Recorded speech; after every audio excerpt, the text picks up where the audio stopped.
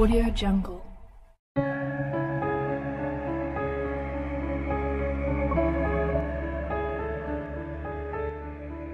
Setelah sekian lama Nyimas Gandasari hidup sendiri, Pangeran Cakrabuana yang merupakan keturunan Prabu Siliwangi dari kerajaan Hindu Pajajaran, ingin anak angkatnya itu segera menikah. Pangeran Cakrabuana merasa khawatir jika Nyimas Gandasari memilih untuk hidup sendiri. Karena itu, ia meminta nasihat Sunan Gunung Jati. Pangeran Cakrabuana akhirnya memberanikan diri untuk menanyakan pada putrinya. "Putriku Nyimas Gandasari, tidak ada yang bisa membuatku bahagia selain melihatmu memiliki pendamping hidup," ucap Pangeran Cakrabuana. "Rama, saya akan menikah hanya dengan lelaki yang tepat," jawab Nyimas Gandasari. "Laki-laki seperti apa yang kau cari? Sudah banyak yang memintamu seperti Demang, Mantri, Ksatria, Bupati, para gegedeng, juragan dan para nahkoda. Beritahu aku siapa yang kamu senangi," ucap Pangeran Cakrabuana. "Sebetulnya saya belum siap menikah," jawab Nyimas. "Duh Gusti, tidak enak jika kamu selalu jadi perbincangan orang," keluh Pangeran Cakrabuana. "Baiklah Rama, saya akan menikah dengan lelaki yang bisa menandingi kesaktian hamba," jawab Nyimas. Akhirnya diadakanlah sayembara untuk memperebutkan Nyimas Gandasari di Padepokan Mangkuragan. Barang siapa yang dapat mengalahkan Nyimas Gandasari dalam pertempuran, ia akan menjadi pendamping hidup Nyimas Gandasari. Sejumlah pangeran, pendekar, maupun rakyat biasa dipersilakan untuk menjajal kesaktian sang putri. Banyak di antaranya pangeran dan ksatria yang mencoba mengikuti sayembara tetapi tidak ada satupun yang berhasil. Seperti Ki Pekik, Ki Gede Pekandangan, Ki Gede Kapringan serta pendatang dari negeri Cina, Ki Dampu Awang atau Kiai Jangkar pun berhasil dikalahkannya. Hingga pada akhirnya Nyimas Gandasari kedatangan tamu tak diundang untuk mengikuti sayembara yang digelarnya. Pemuda sakti dengan rambut digelung hadir sebagai pesaing berat Nyimas Gandasari. Pertarungan sengit pun terjadi. Nyimas Gandasari yang sudah mulai kelelahan sejak pagi hari bertanding, ia tidak mampu menghadapinya. Nyimas Gandasari kemudian berlindung di balik Sunan Gunung Jati. Hampir saja pukulan tersebut mengenai Sunan Gunung Jati, namun ketika akan mendarat di wajah Sunan Gunung Jati, tiba-tiba pemuda tersebut kehilangan kekuatan. Lelaki misterius tersebut diketahui bernama Pangeran Soka. Ia seorang ulama murid Sunan Gunung Jati.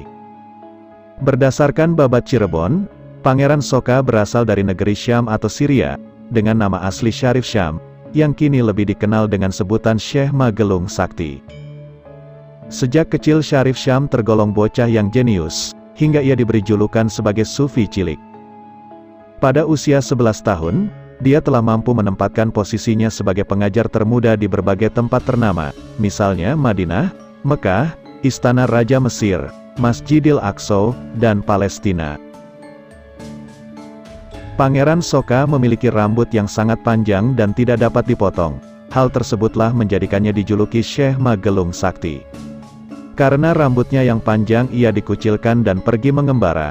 Pada usia 30 tahun, Pangeran Soka diambil oleh Istana Mesir untuk menjadi panglima perang dalam mengalahkan pasukan Romawi dan Tartar. Namanya mulai dikenal sebagai Panglima Perang yang Sakti. Pangeran Soka memiliki rambut panjang dan tidak dapat dipotong. Hal tersebut menjadikannya dijuluki Syekh Magelung Sakti. Sampai di usia 32 tahun, selama 12 tahun kemasyhuran Pangeran Soka sebagai sosok panglima perang berambut sakti, tak dapat tertandingi. Hingga pada usia 34 tahun dia mendapat petunjuk, yang mengharuskannya mencari guru sebagai pembimbingnya, dan juga dapat memotong rambutnya. Pangeran Soka pergi meninggalkan Istana Raja Mesir dengan perbekalan secukupnya dan berteman ratusan kitab. Ia pun mulai mengarungi belahan dunia dengan menggunakan jukung, sejenis perahu kecil bercadik. Pangeran Soka mendatangi beberapa ulama terkenal, untuk menerimanya sebagai murid. Di antaranya Syekh Zatul Ulum di Libanon, Syekh Atijani di Yaman bagian selatan, Syekh Qawi bin Subhan bin Arsi di Beirut, Syekh As-Samargondi bin Zubair bin Hasan India, Syekh Muawiyah As-Salam Malaita, Syekh Mahmud Yerusalem, Syekh Zakaria bin Salam bin Zab Tunisia, Syekh Marwan bin Sofyan Sidrul Muta'alim Campa, dan masih banyak yang lainnya. Namun tak ada seorang pun yang dapat memotong rambutnya. Hingga suatu hari, dia bertemu dengan seorang pertapa sakti Resi Purba Sang Hyang Dursasana Prabu Kala Sengkala. Di perbatasan Selat Malaka, ia diperintahkan untuk menemui salah seorang wali di tanah Jawa. Setibanya di pesisir Pulau Jawa, ia pun singgah di suatu pedesaan sambil memohon petunjuk Sang Pencipta. Tibalah pada malam Jumat Kliwon, ia mendapat petunjuk jika wali yang dicarinya berada di Cirebon, dan bernama Sunan Gunung Jati. Dengan penuh keyakinan, Pangeran Soka pun bergegas mencari tahu keberadaan Sunan Gunung Jati. Hingga akhirnya Pangeran Soka tiba di Cirebon dan bertemu dengan Sunan Gunung Jati. Akhirnya rambutnya pun berhasil dipotong. Tempat di mana rambut Pangeran Soka berhasil dipotong, diberi nama Karanggetas. Sesuai dengan janjinya, kemudian ia berguru kepada Sunan Gunung Jati. Setelah menjadi murid Sunan Gunung Jati, Pangeran Soka kemudian ditugaskan oleh gurunya untuk menyebarkan agama Islam di Cirebon bagian utara. Hal tersebutlah yang membawanya hingga mengikuti sayembara. Tak disangka, entah suatu kebetulan atau tidak, ia justru dipertemukan kembali dengan gurunya bersama perempuan cantik. Ia tak menyangka, dalam menjalankan perintah Sunan Gunung Jati, kedua kakinya membawanya berjalan ke arah barat laut, hingga tiba di Selapandan. Hingga akhirnya menjumpai keramaian, yang saat itu sedang dilaksanakan sayembara. Terpesona dengan kecantikan dan keberanian Nyi Mas Gandasari, ia pun memutuskan mengikuti sayembara. "Saya tidak akan menikah denganmu," ucap Nyi Mas Gandasari, "aku sudah mengalahkanmu.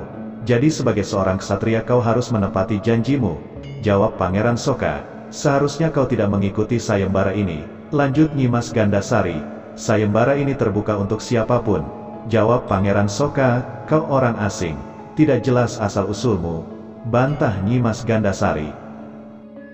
Meskipun Pangeran Soka sudah mengalahkannya dalam perang tanding, namun Nyi Mas Gandasari menolak untuk menikah.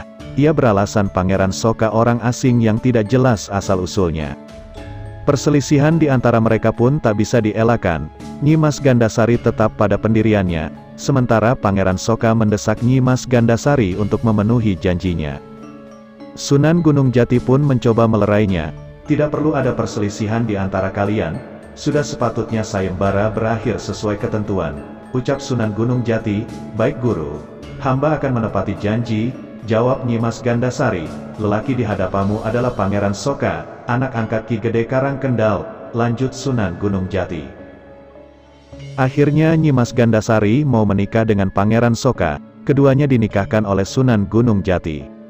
Namun beliau berujar, bahwa pernikahan yang patut bagi keduanya bukan pernikahan di dunia yang fana, melainkan pernikahan abadi di akhirat. Kedua insan manusia itu akhirnya mengerti yang dimaksud Sunan, dan menerima keputusannya. Syekh Magelung dan Nyi Mas Gandasari menjadi suami istri tanpa melakukan hubungan jasmani, sehingga mereka tidak dikaruniai anak. Pangeran Soka dan Nyi Mas Gandasari turut serta dalam upaya penyebaran ajaran agama Islam di Cirebon. Pangeran Soka pun menjadi panglima perang Kesultanan Cirebon. Ia pun turut serta dalam berbagai pertempuran menghadapi kerajaan Pajajaran. Karena jasa-jasanya yang besar terhadap Cirebon, ia pun diberi hadiah wilayah kekuasaan berupa hutan belantara yang dipenuhi pohon kendala. Tempat tersebut pun diberi nama Desa Karangkendal, sehingga tak heran ada yang menyebutnya Pangeran Karangkendal. Di Desa Karangkendal ia membuat pesanggrahan. Semasa hidupnya ia mengajarkan ajaran Islam kepada para murid-muridnya. Kemudian masyarakat menyematkan gelar Syekh kepadanya hingga dia dikenal dengan nama Syekh Magelung Sakti.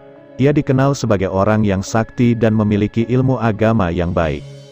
Istrinya, Nyi Mas Gandasari melakukan syiar agama Islam di Panguragan. Ia membangun Padepokan Mangkuragan. Sesuai anjuran Sunan Gunung Jati, mereka mengabdikan seluruh hidupnya untuk kepentingan agama. Mereka yakin, meskipun terpisah ruang dan waktu, suatu saat nanti cinta mereka akan dipertemukan di akhirat. Hari-hari mereka lalui dengan ikhlas dan sabar mengajarkan ilmu agama kepada penduduk setempat. Pasangan suami istri tersebut memiliki jasa yang besar terhadap perkembangan agama Islam di Cirebon. Setelah beberapa lama memerintah di Karangkendal, Pangeran Soka jatuh sakit. Ia tak lagi dapat mengikuti pertemuan-pertemuan yang diadakan Sunan Gunung Jati. Pada suatu hari, terdengarlah kabar bahwa Pangeran Soka meninggal dunia. Sunan Gunung Jati pun segera mengutus prajurit untuk memastikan tentang kabar tersebut. Di daerah Karangkendala, hamba melihat ada sinar yang memancar di atas tikar, akan tetapi di atas tikar dihinggapi sekelompok burung alap-alap. Kabar tersebut ternyata menandakan bahwa Pangeran Soka telah tiada. Mendengar kabar tersebut, Sunan Gunung Jati kemudian memerintahkan para pejabat untuk mengurus jasadnya dengan upacara kebesaran kerajaan. Pangeran Soka pun dimakamkan di Karangkendala. Berjauhan dengan makam suaminya, makam Nyi Mas Gandasari terdapat di Desa Panguragan, Kabupaten Cirebon. Cukup sekian cerita Nyi Mas Gandasari, dan kisah cintanya yang murni dengan Pangeran Soka. Mohon maaf apabila ada kesalahan dalam penyampaian kisah beliau. Sampai jumpa di video selanjutnya. Jangan lupa like dan subscribe agar channel ini terus berkembang.